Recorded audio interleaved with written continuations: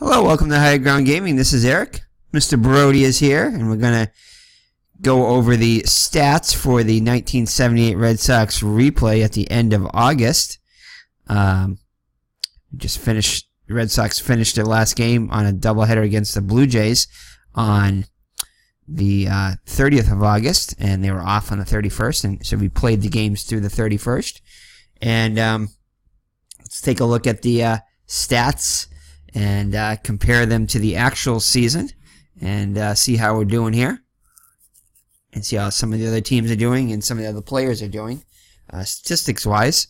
In specific, Jim Rice for the Red Sox, who won the league MVP for the season, and pitchers like Dennis Eckersley and Mike Torres and other notables like Yastrzemski and Fisk and so forth. So without further ado, and of course the infamous Bob Stanley, we want to find out how badly he's doing, because he is doing much worse in the replay than he did in the actual season. But we'll take a look at some of these stats here. So let's take a look at the team stats first on the right here, to the right of Mr. Brody here. Mr. Brody has been crunching the numbers, and he's overall pretty pleased, but he's got some disappointments so far, as they're not in first place. But we're within striking distance, as you can see. So the Milwaukee Brewers are surprising. The Milwaukee Brewers are actually 5 games ahead of their pace at this point of the season with the 81-52 record. The New York Yankees are 2 games ahead of their pace with a record of 79-52. The Red Sox, unfortunately, are 6 games behind their pace with a 78-54 record. So that's how they sit there. In the West, it's Kansas City got a 4-game lead over the Angels. Kansas City is 5 games ahead of their pace, and the Angels are 3 games ahead of their pace with a 73-60 record. Let's check out the rest of the AL East first. Teams, how they're doing. Cleveland is a whopping 12 games ahead of their pace, still 11.5 games out, but doing much better than they did in the actual season. They're over 500. At this point, they were well under 500. So Cleveland is kind of a surprise. Well, a big surprise. Baltimore is 4 games behind their pace. Detroit is a kind of a disappointment. It's just the opposite end of the spectrum of Cleveland. Detroit is 14 games behind their pace in the AL East, and Toronto is as bad as they were. They're 14 games off of their pace. So definitely, when you have some teams that are ahead of their pace, obviously you have to have some teams that are going to be below their pace to even things out. Let's see. In the AL West, you have Texas, who is 6 games ahead of their pace. The Minnesota Twins, another surprise, 13 games ahead of their pace so far this season in the replay. Oakland, 6 games behind their pace. They were much worse before. They improved slightly. The Chicago White Sox, about where they should be, 2 games behind their pace. And the Seattle Mariners, exactly with a record of 49-82, exactly where they should be on the season at this point. So, all right. So that is your standings, and you can compare your actual one to today. Actually, through today's date, you can compare the stats here, the record to the right of it here, and the actual won-loss season for the season to the right of that. All right, so let's take a look at let's see here. Here are some. So if you go down to the third chart here, I'm going to probably try to leave the cursor on so you guys can see where I'm pointing to. The chart here is 2 below the standing. You see the overall record, and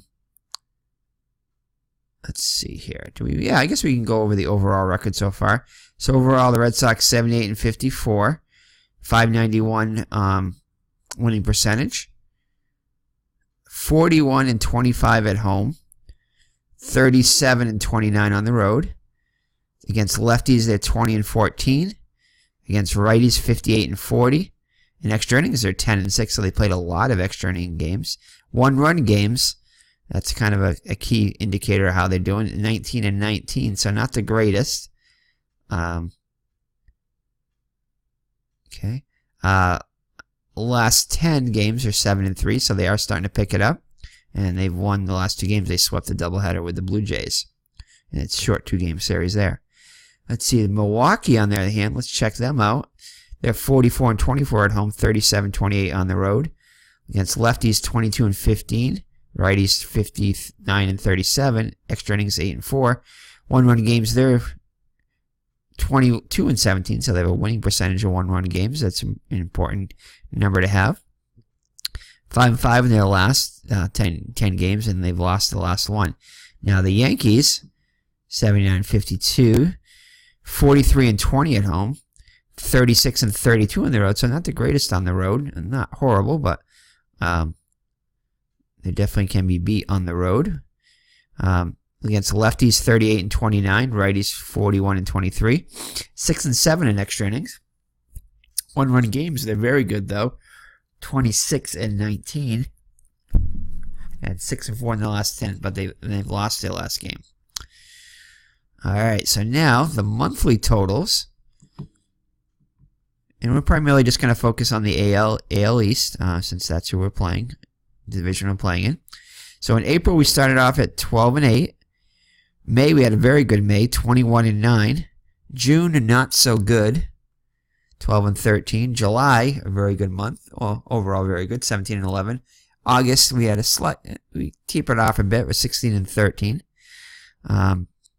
So let's compare this, how they did in the actual season. So in April, the Red Sox were 12-8 in the replay. In the actual season, they were 11-9, so very close. Just they were 1 game better actually. May, 21-9. In May, they were 23-7, so very close to that. They were 2 games off the pace there. In June is where we started to have our issues. We were 12-13, and in June they were actually 18-7. So June was a tough month for us. So we lost 6 games there off our pace. So that was a tough game. Now, in the opposite, we were able to make up a lot of it in July. In the actual July, we were 13-15. And we were 17-11, so we were 4 games better there, so we improved somewhat in July. August, 16-13 in the replay, and August we were actually 19-10, so we lost 3 games off our pace here. Now here's where we have a chance to make it up. In September we were pretty bad in the actual season with 14-15 record. So if we can get a winning record there, we have to have a very good September, but we're still only 2.5 games off the pace, so we have an opportunity here to ink a lot of games against the Yankees and I believe against Milwaukee too. So we have a chance there to make up some ground and get ourselves back in first place. Now, so far in the division, some important numbers to look at here.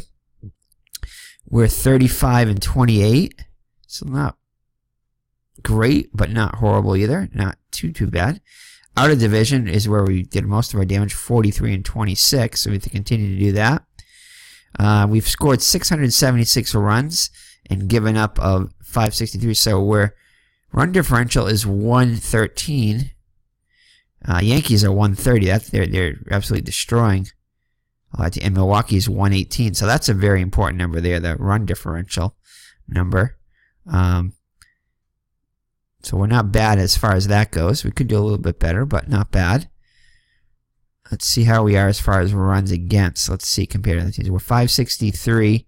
Milwaukee's 548, so they're slightly better. And the Yankees, their pitching has been really good, so only at 468. So I think the Yankees' pitching has really been where their strength has been. It created a lot of differential there. Let's see how we're doing against our team, against our opponents here, especially Milwaukee and New York. So let's see here. Wins are across, losses are below. So the Red Sox, so we have, we only won 2 against the Yankees. And let's see here. So we won 2. And let's see. So wins are across, losses are down. So against the Yankees, we're only 2-6 against the Yankees, so that's really hurt us there. So we definitely need to get better against the Bronx Bombers there. So 2-6 against the Yankees, and against Milwaukee, we've really fell on some tough times against Milwaukee. Where, let's see here. Actually, no, we're not bad. Actually, we may not have many games left against them because we're 7 and looks like 7 and 8 against them. So we're not bad against Milwaukee, but I think we pretty much concluded most of our games, if not all our games against Milwaukee. So we may not have many more against Milwaukee, if any. But the Yankees is where we're going to have to make up our ground, definitely. As we're only 2-6 against them, so we have a lot of games against them coming up. All right, let's look at our runs scored here against each one of these teams. So against the Yankees, we've only scored 25 runs in those 10. Is it 10 games? No, 8 games. Yeah, in those 8 games, we've scored 25 runs. So the Yankee pitching has definitely held us in check so far. And if we go down here, we've given up 46 runs, so that's not good. That's got to change. We've given up almost twice as many runs as we have scored against the Yankees. So they've beaten us quite handily, pretty much so far. All right, against Milwaukee, we have scored 62 runs, and we have given up 65, so that's not too bad. That's pretty even there. Definitely want to be ahead in that, but let's see. So yeah, runs scored. We've scored 676. Milwaukee's 666, so we're 10 ahead of them there. And the Yankees just 598, which isn't horrible, but definitely their strength is coming. Their pitching. All right, so those are some stats there, some team stats. Let's see if we can find some more here. So standings, stat leaders. We don't want to do those yet. Total stats. Okay.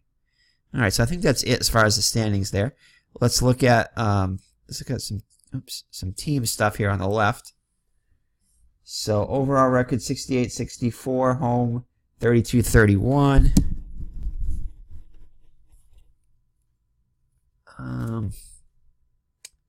Road 36-33 versus lefties. Wow. Did I mention that before? Oh, that's not us. That is Baltimore. So, okay. My bad on that one. So let's scroll down to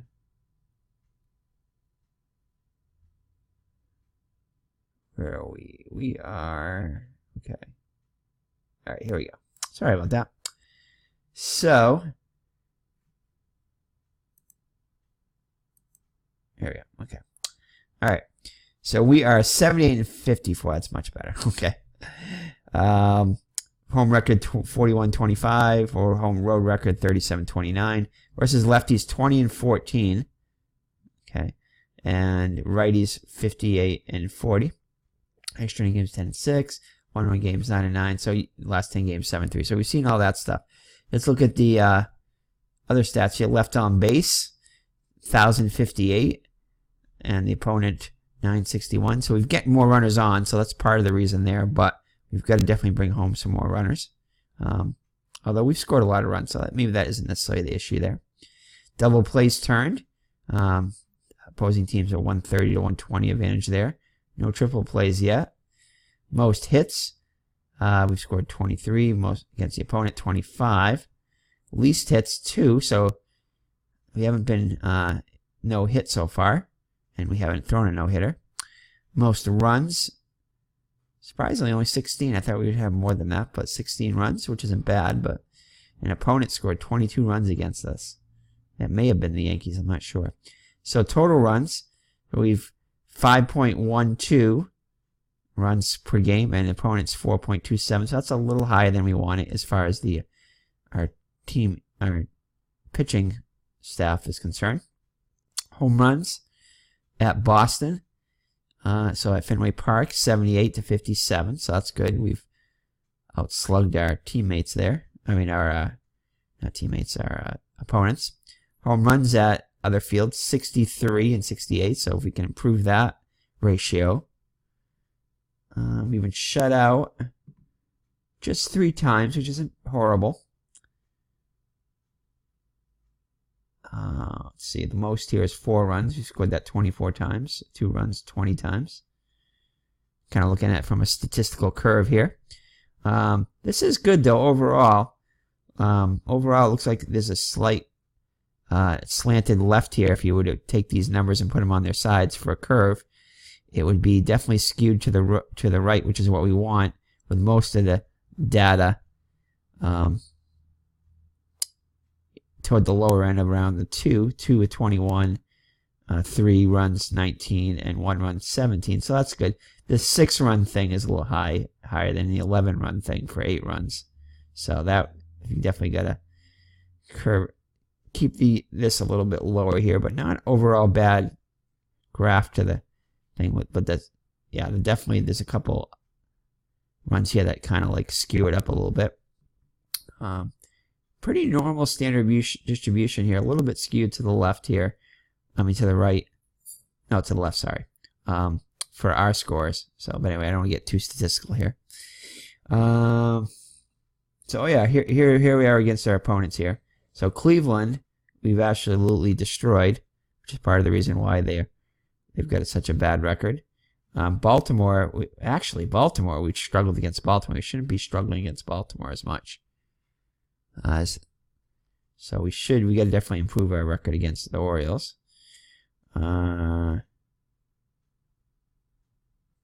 It's funny that they didn't change the nicknames here. I've got all the nicknames changed on the box scores, but for some reason they don't change them in here. They keep the generics. There must be another file. Against Milwaukee, 7 and 8 Yankees. Yeah, just 2 and 6. We've totally destroyed the Toronto, which we should. We're undefeated against them.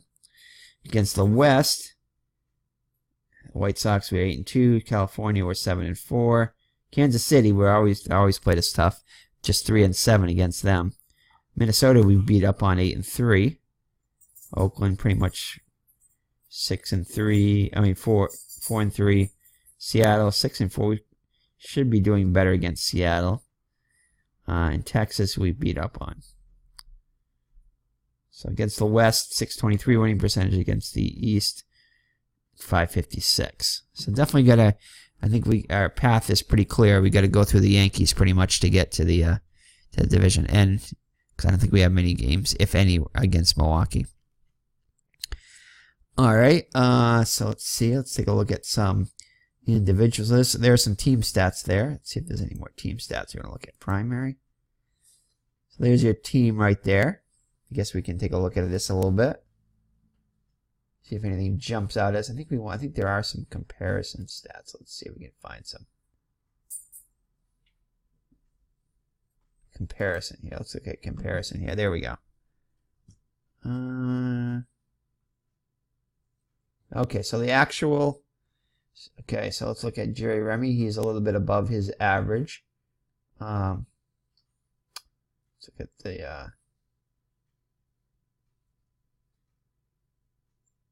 Now let's just go to our key players here. Okay, Jim Rice, 315 in the replay, just 300 so far, so he's a bit behind his average. So if he has a hot September, he can definitely equal that or come close to that. Doubles, 25 to 21. Now this is actuals for the whole season, so he's got a month to go and he's got 21, so not bad. Triples, he's been making a comeback there after starting off very slow in the triple category. Still going to be tough to get that 15, but home runs, he's hit a few home runs lately, so he's just 9 home runs off of his pace, so he can definitely do that. We'll take 9 or 10 home runs during September. That would be awesome. Take more, obviously. RBIs, he's a little behind that pace, 108, but with a good month, he could get 31. It's definitely reachable. Walks, he's already ahead of his pace there with 54. And strikeouts, he's a little high in that. He's going to definitely beat that total of 126 with 120 so far. Yastrzemski, he's ahead of his pace, 286 average compared to 277. Doubles, 20. He has 17 so far, 21 on the season, so he could definitely beat that. Triples, he's got 4 triples, so legging out some triples there. Home runs, he's doing great as far as that goes. He's had 17 for the season. He's got 15. He's been, I think, pretty hot lately with home runs, if I remember right. RBI totals, 81-63, so definitely good pace there. Walks, a little behind that, but not bad, 51-68. And strikeouts, wow, he only struck out 44 times. Excellent ratio there. He's got 36, so not bad as far as that goes. Fisk is doing a little bit above, 14 points above his average so far. 32 doubles, 39 on the actual season, so we're within range there. Triples just 1, so home runs 20 on the actual season, 16, so he could definitely eclipse that or at least meet that. RBIs 71-88, definitely reachable there. Walks 65-50, not bad there. Strikeouts very good there, 83-66. Freddie Lynn, 298, is hitting exactly where he should be for his average. Doubles, he's actually beating his total. He's got 37 doubles within a month to go, 33, so he'll definitely beat that. Well, he's already beaten it. Triples, he's already got his 3. Home runs, he's equaled his total for the season, 22, so good numbers there. And he's only 7 behind his RBI pace, which shows he should beat that. Walks 13 off at his pace, so good there. And strikeouts maybe a tad bit high, but not bad, 43.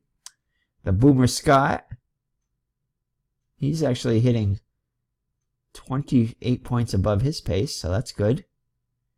He's got 16 doubles, which is exactly what he did for the season, so he should beat that. Triples 4 and 1.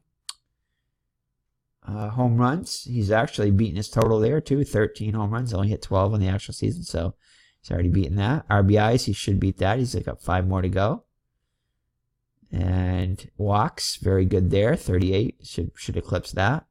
Strikeouts actually very good for him. Only 64 on the season, and he's hit 86 for the entire season, so he could beat that total. Dwight Evans, 247 versus 246 so far in the replay. 6 doubles off of his pace, so that's reachable. It'll be a little stretch there, but he could do it. Triples, he matched his total there. Only 3 home runs off his pace, so he could meet that goal. He's 12 RBIs ahead of his pace, so excellent production there. 2 more walks, so base percentage has been a little bit better. And strikeouts a little high, 115 so far, so he'll probably, unfortunately, beat that on. He'll get more strikeouts, but overall, everything's averaging out for him. Butch Hobson, kind of a little bit of surprise average-wise, 26 points above his pace. Definitely need to make up for that defense. Doubles 7 behind, so he could reach 26. Might be a little stretch. 2 triples on the season. That has 1 so far. Home runs 13 and 17 for the actual season, so he could definitely reach that. Possible. RBIs a little behind that pace. He's only got 56 so far, so he's 24 off his pace there. So he'd have to have a really good month to beat that, or to get that. Walks, he's doing very good at, so he's 5 ahead of his pace there.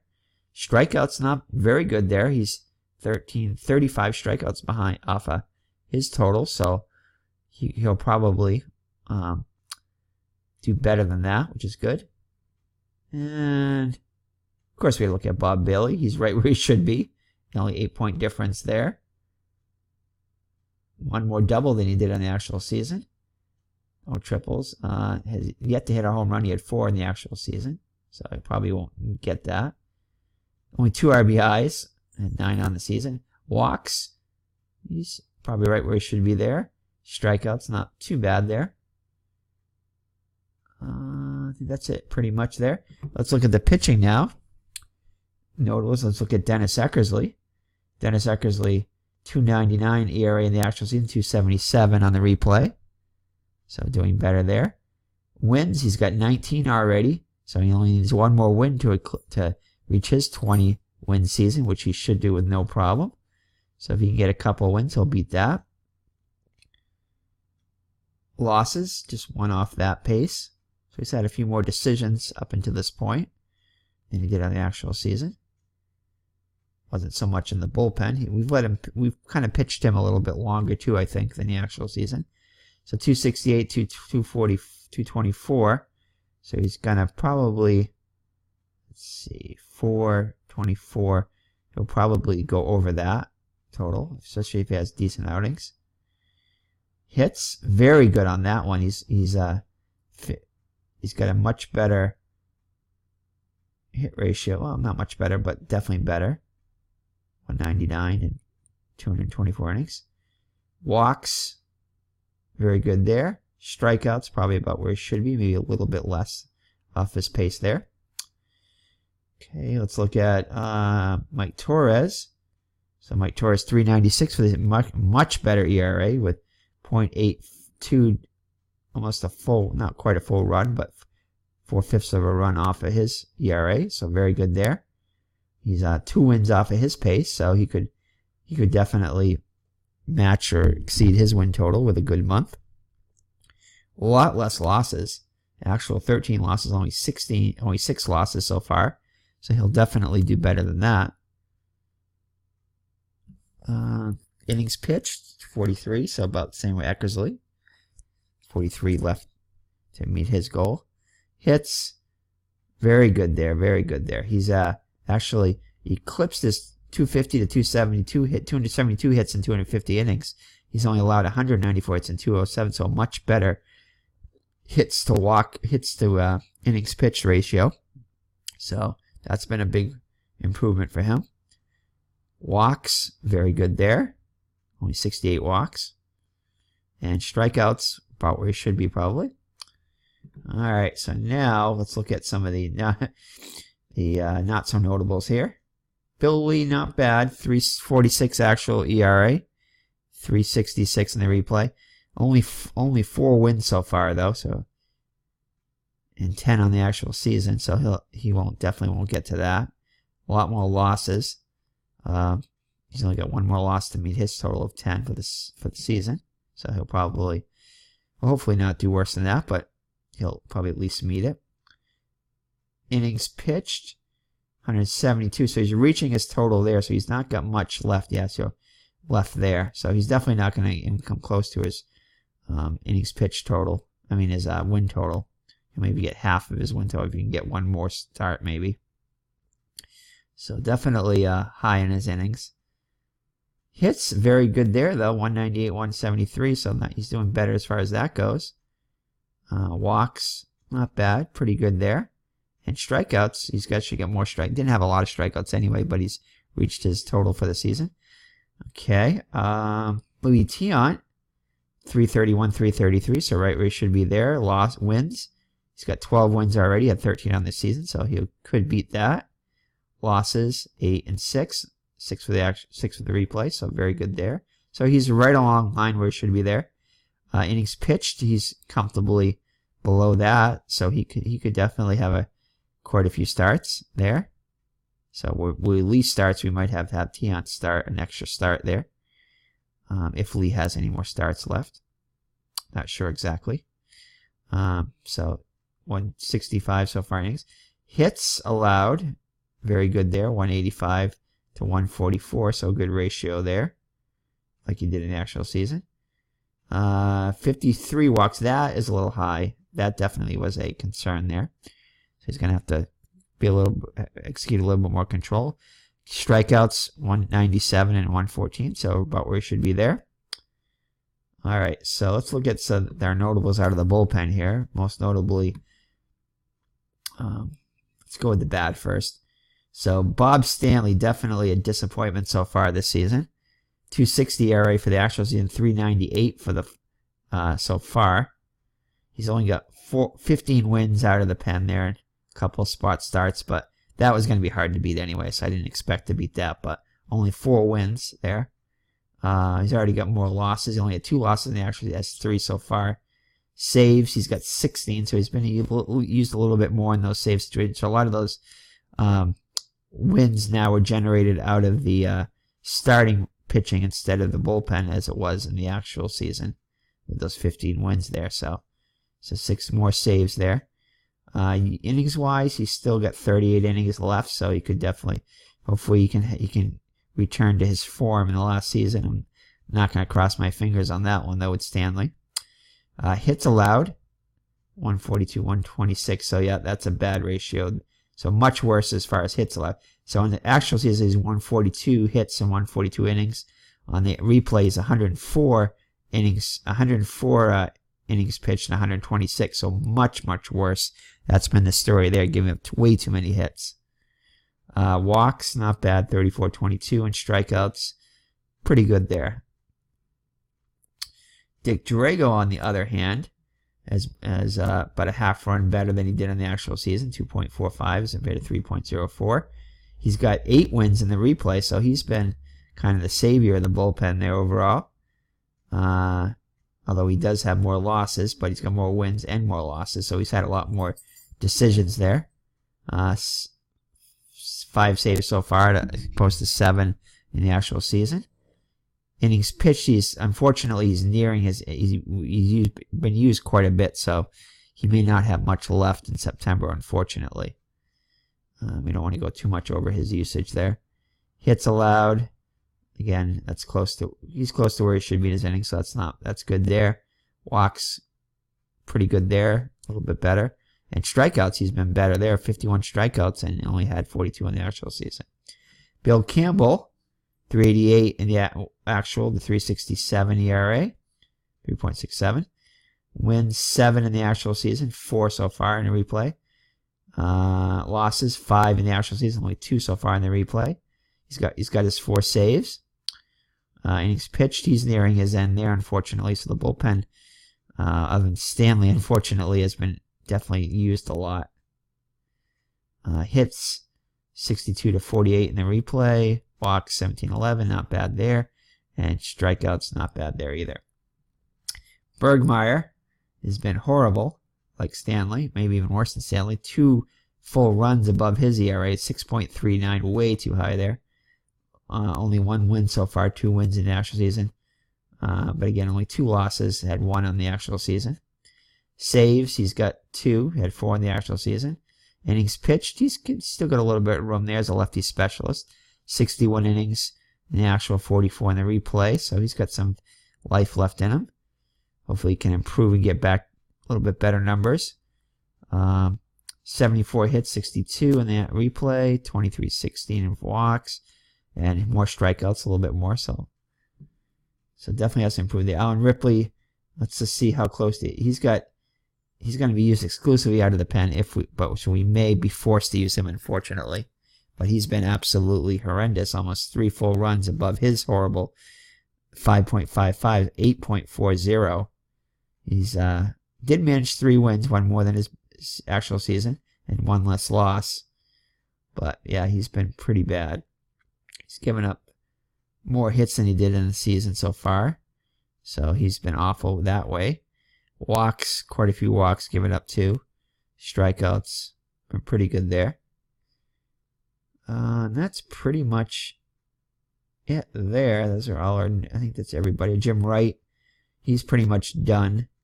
He may have another start or 2. He's been about a run ahead worse than his season. 8 wins. He's got his 8 wins.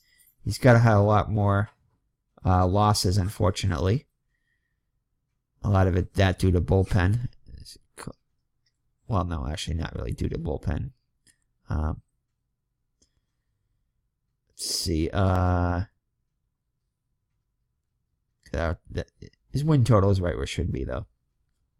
So he's given up twice as many losses as he did in the actual season. 116 innings pitched, 101 hits allowed. 101 innings pitched so far, 116 in the actual season. Yeah, definitely this has been horrible for him too. A lot more hits, 144 hits in those 101 innings. So he's been pretty much serving batting practice a lot of times, like Stanley. Walks, yeah, not good there. He's given up more walks than he has in the actual season. Strikeouts, pretty good there.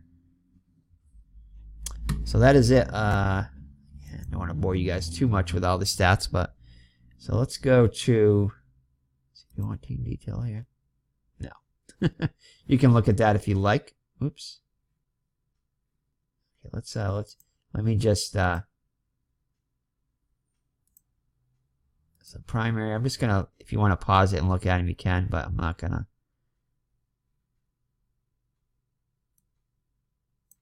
Not gonna leave it here too long. Secondary. Lefty righty splits. Yeah, Bob Bailey horrible against lefties, but actually he's only faced righties 4 times. But Bernie Carbo not longer on the team, fortunately. Just kind of curious. Fred Lynn's not good against the lefties. 180, 344. So he tears up righties though. Jim Rice. Wow, surprisingly low numbers against lefties as far as average goes, only hitting 238 against righties, so that against lefties. So that's surprising right there. So he's definitely going to have to hit better against the lefties. George Scott pretty good against the lefties, which he should be. Looking at some notables here. Colin Fisk great against lefties, should be there. Let's look at her. So Alan Ripley, horrible against the lefties. 392 and 3. It's actually just horrible all around. Bob Stanley, yeah, bad against the lefties. So now Campbell should be great against lefties. And he is. Okay, Campbell great against lefties. Yep. He had like a 235. He has definitely much better against the lefties. Which shows, okay. Wow, Drago though, horrible against lefties. Devastating against righties, but horrible against lefties. Which he pretty much should be though, because that's the way his card reads with his the split there of or the turn, which he's better against lefties or righties. That's the one thing I like about Strat, is the pitchers have that, how effective they are against lefties or righties. Jim Wright, yeah, horrible all around there. Okay, lefty-righty splits there. Sabermetric, take a look at that if you like. Fielding, just want to look at Butch Hobson. He's made...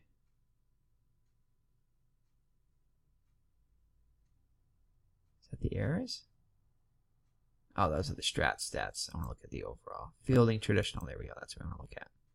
So Butch Hobson here at third base. He's made 33 errors. And for an 892 on percentage, actually that could have been a lot worse. Still bad, but so he's had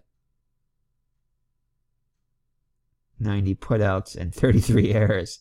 Assists 183. Double plays only 14. So yeah, horrible there for Bailey. Duffy. Let's look at him at like shortstop. Yeah, he's given up. Rick Burleson has played 1,030 innings and given up 11 errors, and Duffy's only played 172 innings and given up 10 errors. So definitely he's on a pace to give up. If you played Burleson's innings, he would give up 110 innings. I mean, sorry, no. Errors, I was going to say, not quite that many. Like 50 errors on the season, so. See any other horrible error-wise. So those are pretty much our defensive liabilities there. Is Duffy and Burleson. So overall, a very good. Fisk error rate pretty high there, too. That's pretty high, 18. That's surprisingly a little high there. Jerry Remy, pretty good there, 990, very good there, actually. But Rick Burleson, definitely, I mean, he plays shortstop too. Look at the outfield. Yastrzemski, perfect. He's only played 44 games out there, but perfect. Rice, not bad, 987, only committed 2 errors. In center, Lynn has committed 5 errors, so a little higher there, but not bad, 983 still. And in right, Dwight Evans, 5 errors there. Again, over 1,000 innings though, so not bad there. Alright, so those are traditional air fielding there. Team detail there. You can take a look at their batting positions and versus different teams and everything. So definitely, oops. I forgot you can't just scroll that way. There we go. Alright, let me just move this down if you want to look at the bottom here. So it's team detail. Line scores, I don't want to look at that. Although, I'll scroll down just in case you guys do.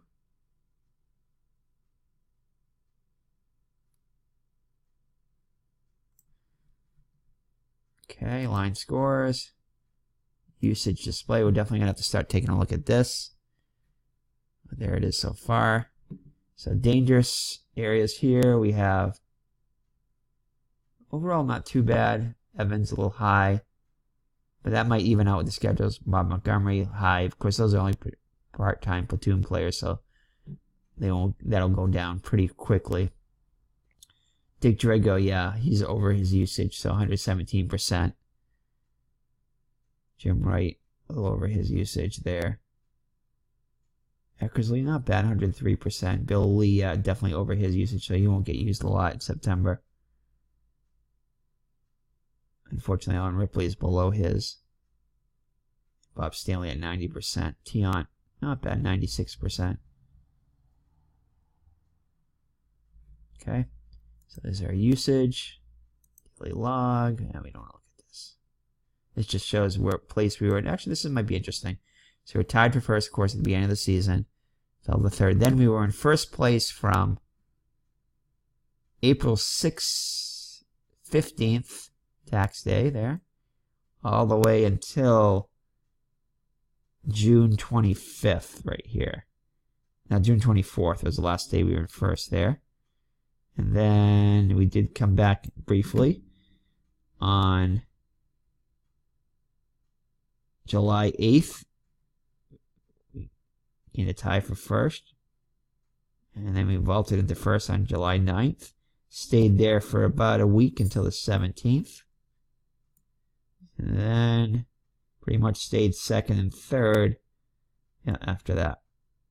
So the last day we were in first was July 17th, which might be a good thing there because we're only 2.5 games out there. The furthest we got behind was 5 games, so we're staying in the hunt there. So right now 2.5 games out.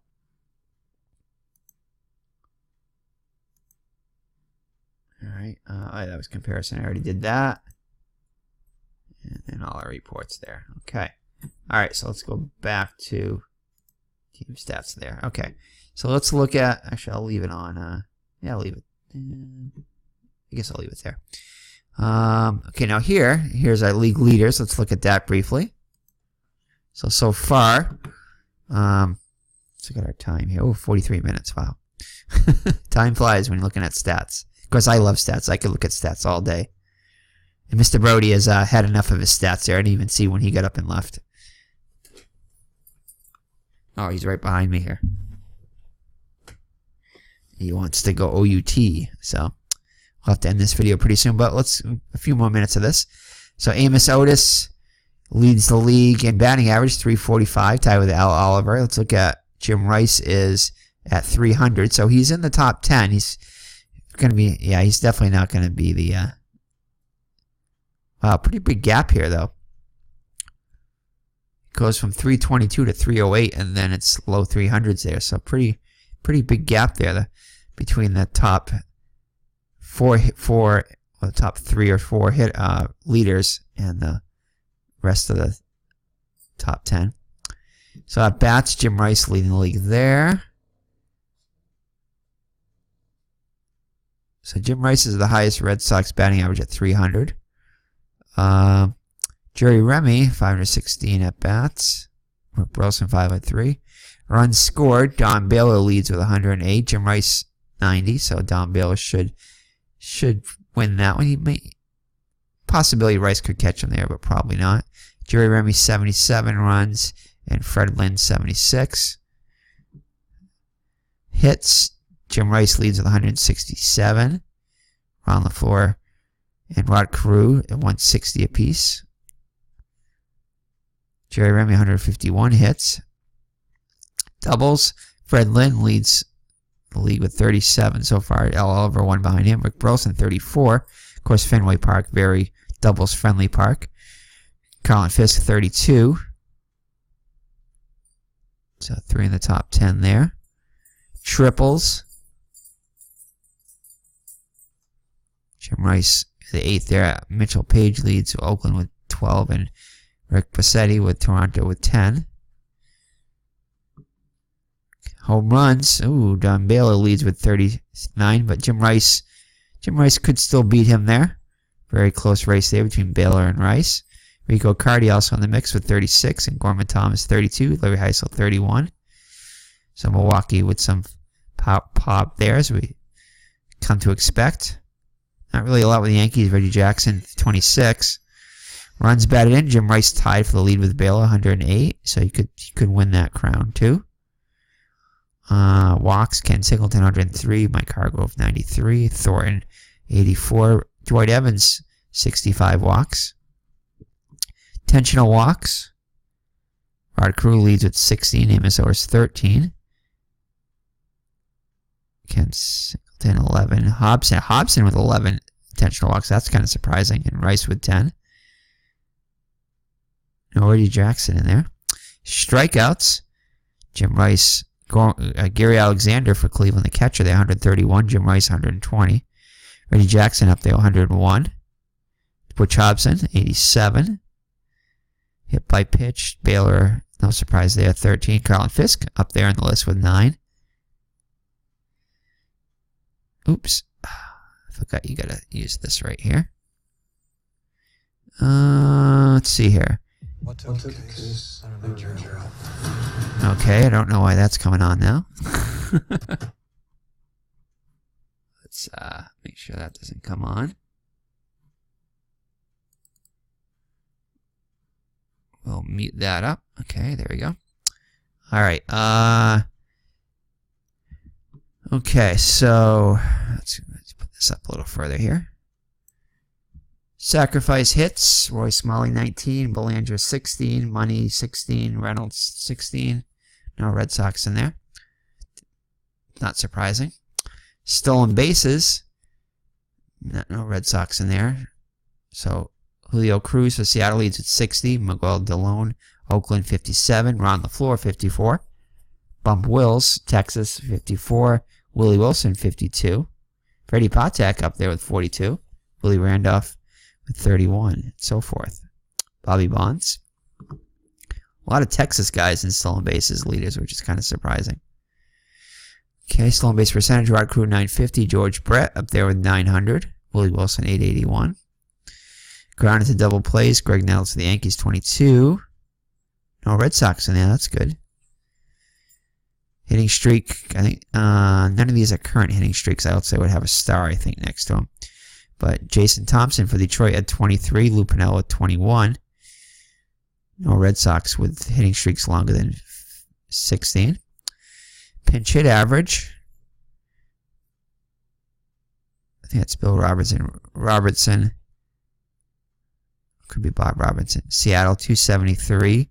So nothing exciting there. But Bernie Carbo 235. Not very good, but not a lot of pinch hitting. They probably didn't qualify with enough at bats there. Slugging percentage. Gorman Thomas 621. Amos Otis 608. Jim Rice 567. Don Baylor up there too, 552. Freddie Lynn up there, 531. Bunch of Milwaukee guys. Larry Heisel and Ben Ogilvy. On base percentage, Amos Otis leads 432. Rod Carew 404. Ken Singleton 404. Six Loscano 390. No Red Sox up there. Runs created, okay. Total average. Total bases. That was one. That was Jim Rice. I think Jim Rice might have had, I remember hearing something about he had the most total bases that season, 78, since Babe Ruth or something like that. I thought I heard some comparison to that. Because he had over 400 total bases. You could still do that with a good month. Definitely a big lead over Baylor as far as that goes. Fred Lynn also on list 248. Batting average versus lefties. Reggie Jackson, while tearing up lefties, 431. I definitely expected Jim Rice to be higher up there on that. Leon Roberts, 397. Morales, 383. Freddie Patek high there, 357. Rod Carew, 356. Thurman Munson, 349. Okay, home run versus lefties. Don Baylor with 16. Jim Rice only had 7. Larry Parrish with 13. Rico Cardi. Batting average versus righties. Jim Rice had 326 there. Al Oliver leads 358 along with Amos Otis. Rich Dower pretty high up there for Baltimore. Freddie Lynn high up there, 344. Home run versus righties. Jim Rice far and above everybody else with 30. Gary Alexander, the catcher, having a good season, 24. Don Baylor, 23 home runs. Enrico Cardi for Oakland. All right, and then the fielding, you don't really want. I'll just let you guys look at that. So Chris Chambliss leads at first base. Willie Randolph leads at second base. So the defense for the Yankees has been very good. Greg Nettles very high up there too at number 3. Shortstop Rick Wilson leads there. No surprise. Pretty close to Mark Belanger. Mark Belanger very good there too. Bucky Dent, 847. It's very good defense too. So all the Yankee infielders are definitely in the mix there.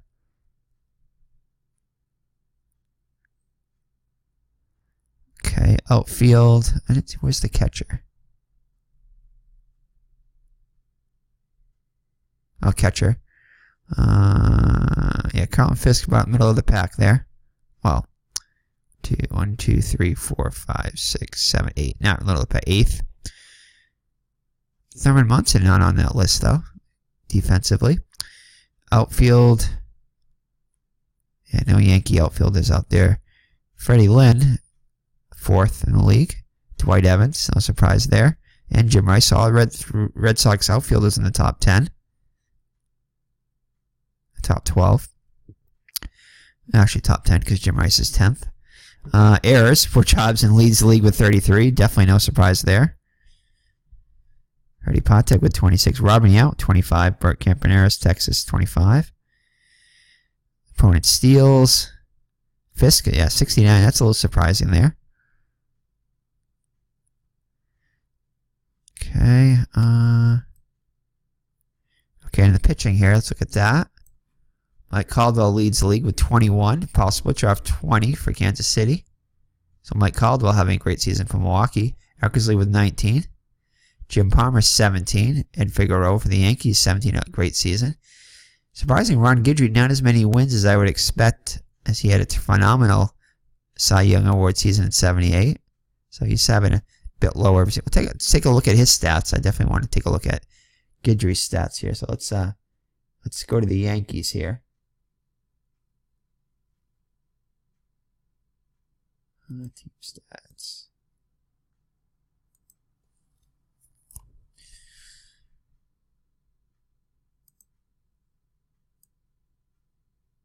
Primary. Okay, so let's go down to... I'm not going to look at all the Yankee stats, but their pitching has been very good. Only 3.20 earned run average, so their pitching has been phenomenal.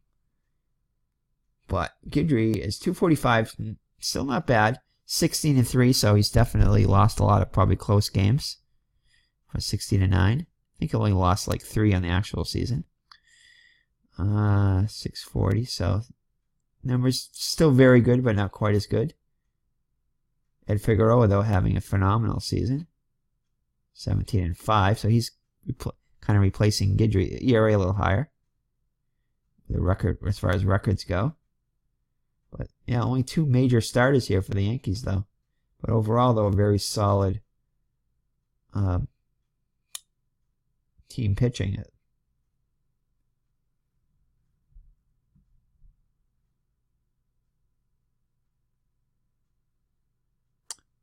Okay.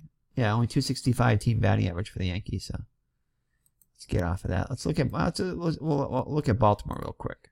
I mean, sorry, Milwaukee. So Milwaukee 277 overall team average and 375 ERA. Not still good ERA there. And Mike Caldwell absolutely having a Ron Guidry year there. So Mike Caldwell, 197 earned run average, 21-4. So he's definitely probably going to win the Cy Young, I would think. Mike Caldwell. It's going to be hard to catch that unless he has absolutely horrible September, which we're hoping for. Okay, so here we go. Mike Caldwell here. Losses. Milt Wilcox of Detroit. So Dennis Eckersley, 19. Okay. Winning percentage, definitely Mike Caldwell, 840 there. Yeah, Ron Guidry only 640 winning percentage. Still not horrible, but Dennis Eckersley, 731. Mike Torres, 700. And Louis Tion, 667. ERA, Mike Caldwell.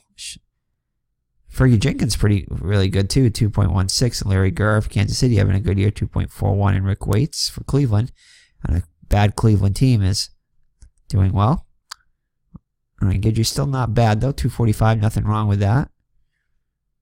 Eckersley, 277. Mike Torres, 314. Innings pitched, Mike Flanagan, 260. Dennis Martinez, 254. And Jim Palmer, 250.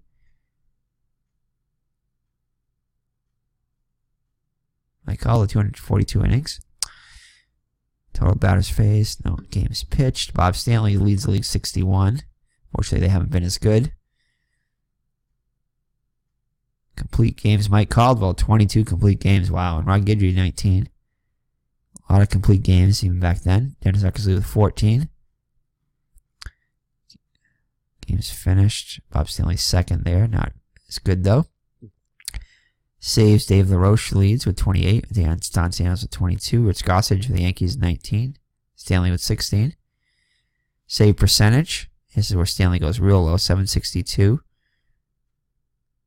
Phil Castro, 786. Don Stanhouse leads, it's 917. League leaders. So shutouts. Mike Caldwell with 7 shutouts. Amazing. Jim Palmer with 4 and Paul Switchoff with 4. Eckersley at 3. So definitely Mike Caldwell should be the Cy Young Award winner, barring a horrible September. Hits allowed. Mike Flanagan having an awful year. Larry Sorensen, 260. Runs. Mike Flanagan, bad. Earned runs, okay. Those are bad stats. Nolan Ryan walks. No surprise there. Leads league 114. Strikeouts. Ron Guidry leads slightly overhead of Nolan Ryan.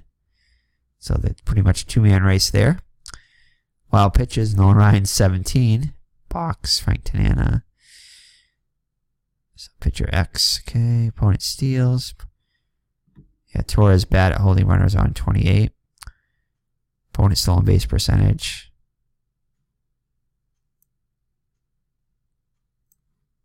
Hits per 9 innings. Ron Guidry still leads, 6.47. Jenkins, 6.90. I thought Eckersley was in the top 10 here before. Louis Tion sneaked in the top 10 here. Or top 12. Walks per 9 innings. No, Bill Lee, pretty bad there, yeah.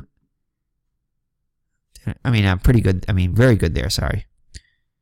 And doesn't give up many walks or strikeouts. Eckersley, very good ratio there. Ks per 9 innings. Nolan Ryan leads there. Guidry, second. Louis Tion snuck in the top 12. Home runs per 9 innings. Very good there for the Red Sox. Opponent batting average against left, overall, 199. Ron Guidry and 211 against Jenkins. Jim Palmer, 213. Louis Tion sneaking in up there. And Eckersley, 232 and 235 respectively. Against the lefties, Ken Kravik, 148. Mike Caldwell, 152. Amazing there. Wow, 152 against the lefties. Ron Guidry and Larry Gurr also very good. Okay. Run support. Yeah, Mike Caldwell. He's got a lot of run support too, but he really didn't even need it. He would have been fine with 3 run support, but that's why his record is so good with a 6.29. So he's definitely got the run support. Mike Torres also benefiting from great run support, as well as Louis Tion and Dennis Eckersley, all over 5 runs there. You definitely should have a great record if your team's giving you 5 runs.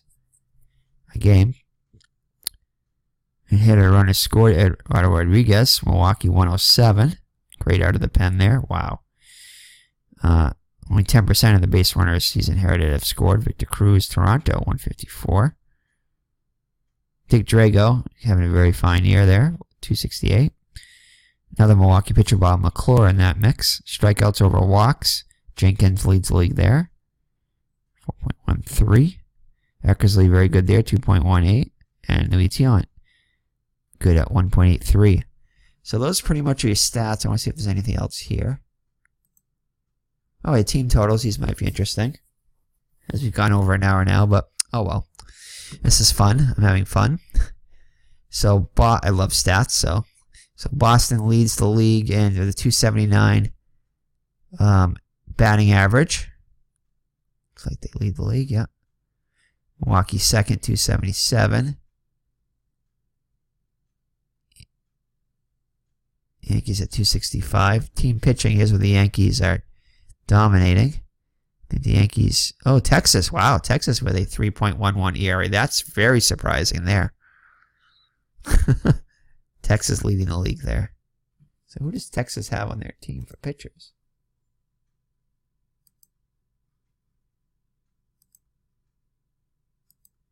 Oops, they're not team stats.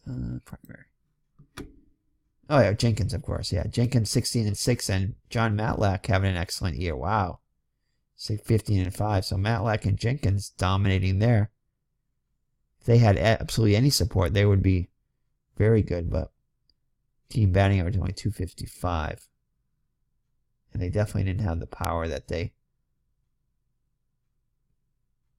known for. Not bad, but nothing tremendous there. So the Yankees second in the league in ERA with 3.20.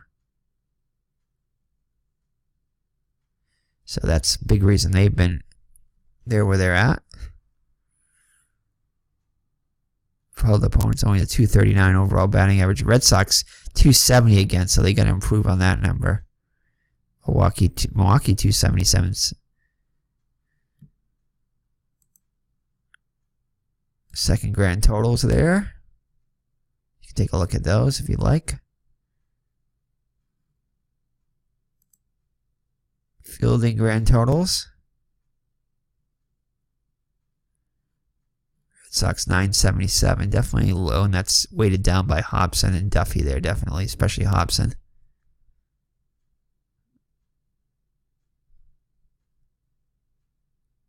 $116 errors.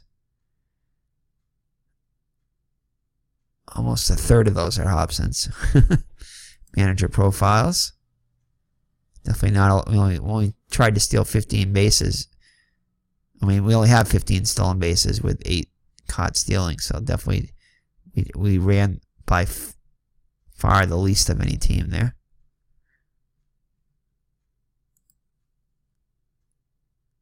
Board game breakdowns there. Injury report. No injuries. Actually, there were some injuries. Oh, we're using as-played lineups. Line scores. We don't want to look at all that. Newspaper game stories. No. Newspaper style recap. No. Oh, there you go. That's where we're sitting now. With the new pitchers coming up. Here we go. Awards awarding. This is kind of interesting. Jim Rice MVP award over Mike Caldwell. Mike Caldwell got a lot of votes as a pitcher there, so Cy Young award, definitely Mike Caldwell by far for Ron Guidry. No Fergie Jenkins up there in the Cy Young. I'm surprised on that one. Dennis Eckersley getting some votes, though. Okay, All-Stars. Red Sox, Cowan Fisk.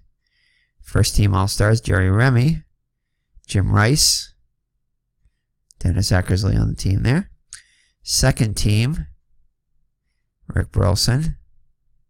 Roy Smalley doubling his votes there. Freddie Lynn, second team All-Star, Dwight Evans.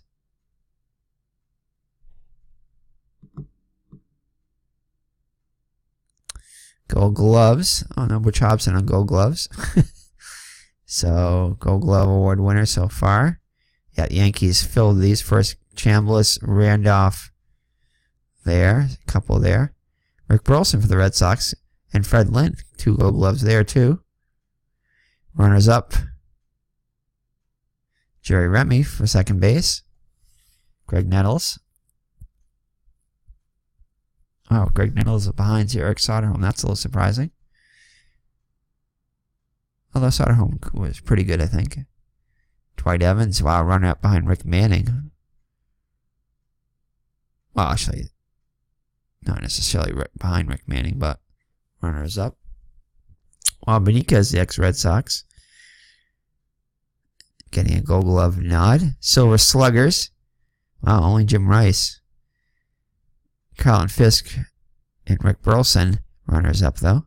Really? Rick Burleson, Silver Slugger? Maybe for his average, but definitely not for his power. Greg Nettles up there. Reggie Jackson, runner up. Okay, Fireman Relief Awards, Dave LaRoche. Bob Stanley, still getting 42 votes despite having not a great year. And Managers of the Year, George Bamberger from Milwaukee. Kind of agreed with that so far. Bob Lennon for the Yankees and Don Zimmer for the Red Sox third. Followed up by Dave Garcia for the Angels and Whitey Herzog. Alright, so this video has definitely gone long enough, but that gives you a recap of... And Mr. Brody is back. But that gives you a recap of the 1978 Red Sox and some leaders there. Trying to think of any other notables I want to mention here. Nothing really, I guess. I mean, you pretty much saw all the stats there. So let's close up this one here. Actually, let's just bring it the standings there. And we'll bring this one back to the... I guess we can just go through the teams real quick.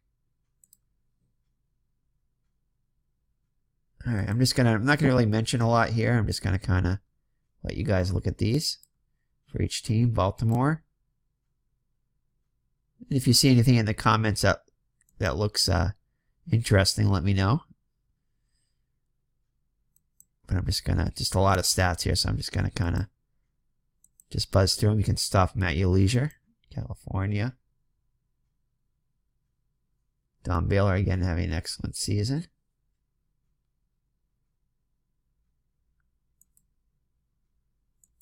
White Sox. Nothing too exciting there.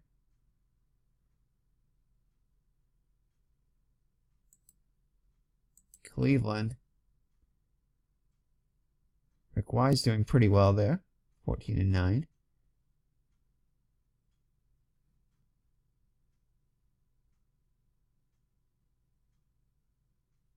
Andre Thorne. Detroit. Steve Kemp having a good year. Rusty Staub, LeGrand Orange with 20 homers.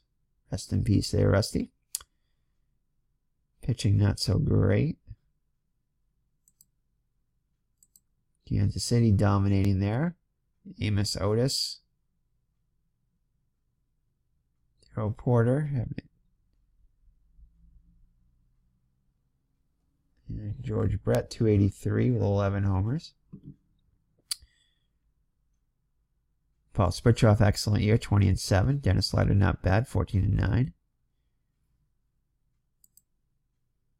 Milwaukee. Of course, we've gone over them. Mike Caldwell and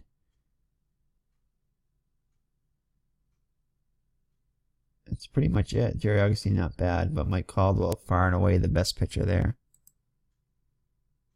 Minnesota. And Milwaukee, let's just, of course, their offense. Corbin Thomas hitting an even 300 with 32 homers, as well as Larry Heisel, 266 with 31 homers, leading the Brew Crew. Minnesota. Rod Crew, 334. Roy Smalley, 19 homers.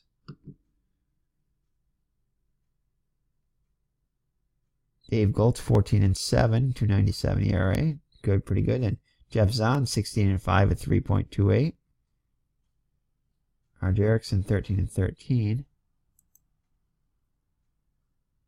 The Yankees. Of course, we mentioned Guidry and Figueroa. And Reggie Jackson. Definitely they got some pop in there. But mostly pitching is dominating overall. Oakland. Mitchell Page. Excellent season.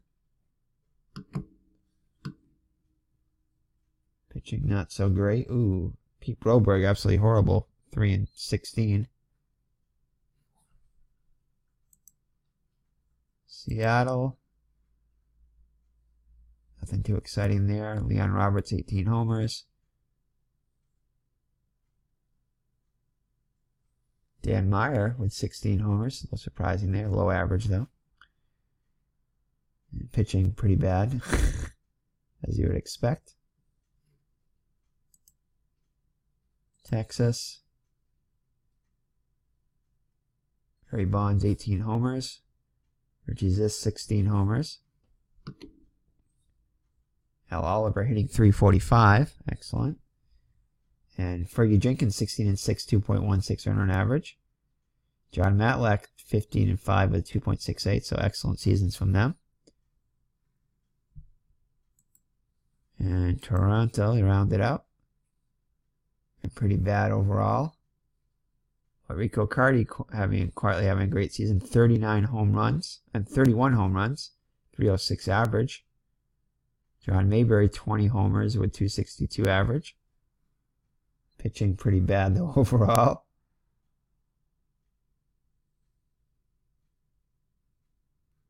Definitely not a lot of run support there, though. Okay. All right, so that is it. So thank you for joining me. It's been Eric from Higher Ground Gaming with the statistics report for 1978 Red Sox. And in the next video, we'll start the... So let's see if there's anything else in here. No. So 14-15 is the mark that they had in 78. So we definitely want to try to beat that. And they were 57-26 in the first half and 42-38 in the second half of the season. So they will be starting a series against, let me look at it quickly.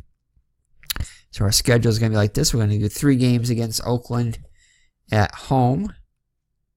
Is that at home? Yeah, 3 games at home, and then we'll travel to Baltimore for a 3-game series. And then we'll have a 4 game series at Fenway Park against the Yankees. 2 games against Baltimore, and then we have a long road trip in the middle of the month from the 13th to the 11-game or 12-game home road trip. So this in the middle of the month, from starting at Cleveland, then traveling to New York for 3 games. Cleveland 2-game series, New York 3-game series, Detroit 4-game series, and wrapping it up in Toronto with a 3-game series there. Then we'll return home pretty much for the final stretch. 3 games against Detroit, 3 games against Toronto, and of course hopefully we won't have that 1-game playoff against the Yankees there, but so that's it. So we'll end up against Toronto. So we get it's not a bad schedule. A little bit, couple key series against the Yankees. No games against Milwaukee, as we're done with them.